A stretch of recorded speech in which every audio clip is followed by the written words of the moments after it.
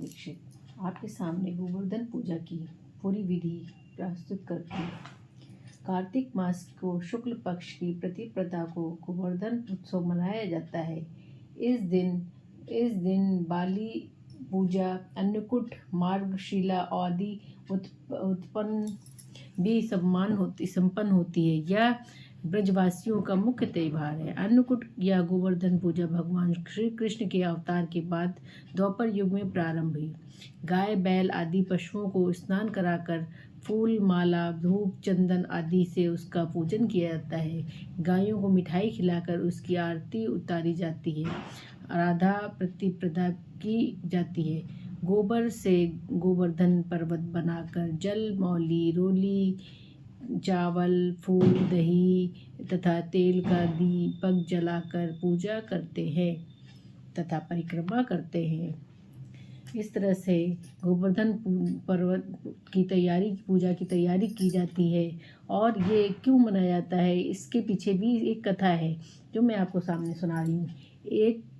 एक बार श्री कृष्ण गोपियों के साथ गाय चराते हुए गोवर्धन पर्वत की तराई में पहुँचे, जहाँ उन्होंने देखा कि हजारों गोपियाँ गोवर्धन पर्वत के पास 56 प्रकार के भोजन रखकर बड़े उत्साह के साथ नाच गाकर उत्सव मना रही हैं। श्री कृष्ण के पूछने पर गोपियों ने बताया कि मेघों के स्वामी इंद्र को प्रसन्न करने के लिए प्रतिवर्ष यह उत्सव मनाया जाता है। कृष्ण बोले, यदि देवता प्रत्यक्ष आकर भोग लगाएं तब यह उत्सव वो कुछ कीमत है।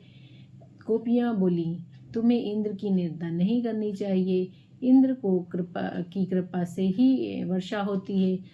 तो श्री कृष्ण बोले, वर्षा तो गोवर्धन पर्वत के कारण होती है, इसे इंद्र को की जगह गोवर्धन पर्वत की पूजा करनी चाहिए। सभी गोवाले अपने अपने घरों में पकवान ला लाकर श्री कृष्ण की बताई विधि से गोवर्धन पर्वत की पूजा करने लगी।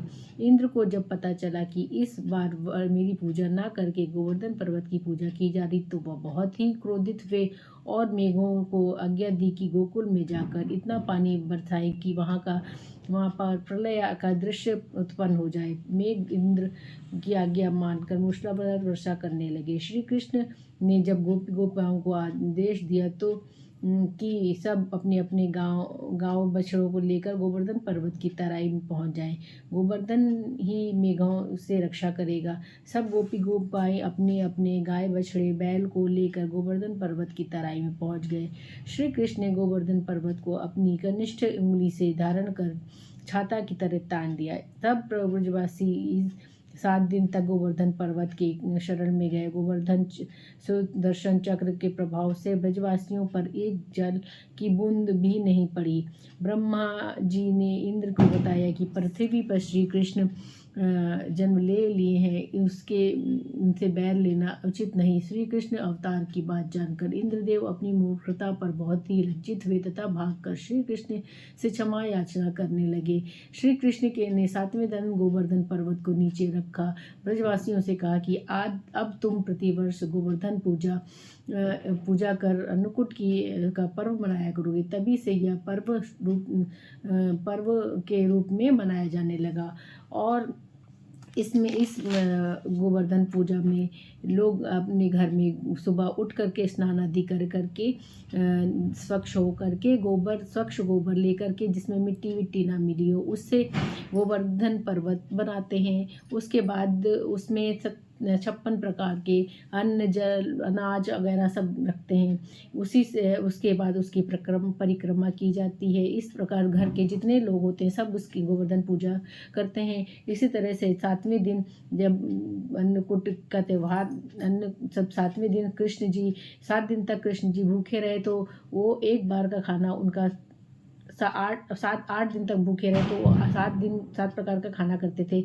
इसी को जोड़ते हुए 8 दिन का खाना जो है 56 प्रकार का होता है। इसलिए उस दिन 56 प्रकार की चीज़ें भी कृष्ण जी को गोवर्धन पर्वत पर अर्पित की जाती हैं और हर्ष से उल्लास के साथ ये त्यौहार मनाया जाता है। तथा यह दीपावली के चौथे दिन गोवर्धन पड़ता है, इसलिए यह त्यौहार बहुत अच्छे से मनाया जाता है। जय राधे राधे।